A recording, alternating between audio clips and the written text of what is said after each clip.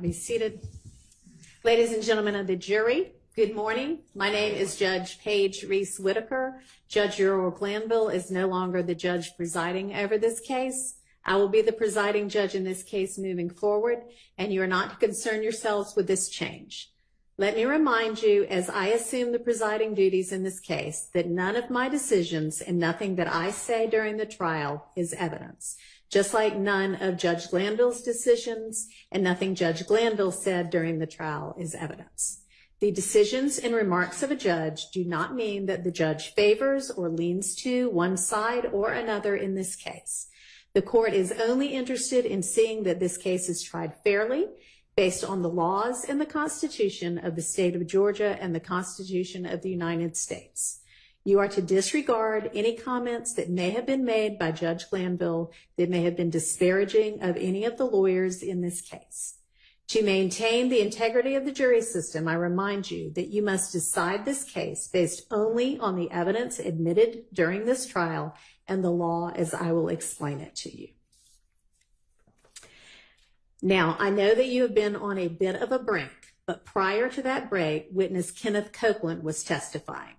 I'm going to instruct you and admonish you now that you are to disregard any and all of Mr. Copeland's testimony and any evidence introduced during that testimony that came after the 3 p.m. break on Wednesday, June 12th, which was the last break for that day. And that is, you are to disregard any and all testimony and evidence that came after the questioning and answers about Mr. Copeland's involvement in the Atlanta Blood Gang, ABG, and his January 11th, 2015 interview with Detective Thorpe of the Atlanta Police Department. The court is going to be collecting any of the notes you wrote during that portion of the trial, and I'm going to give you a short break in just a moment to identify those notes and provide those notes to my staff attorney, Ms. Persifield.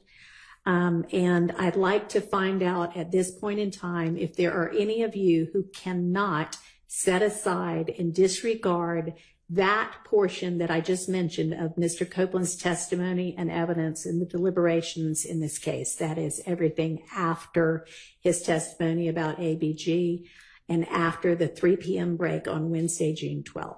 If there is anybody who cannot set aside and completely disregard that portion of the evidence in your deliberations, please stand up now and let me know if there are any of you. All right, thank you. Okay, so I'm going to give you a quick break to go back in and identify that portion of your notes and provide them to the staff attorney. And then I'll have you back out. I'll give you some other short instructions and we'll resume the testimony. So y'all can go ahead and do that for now for me. Thank you.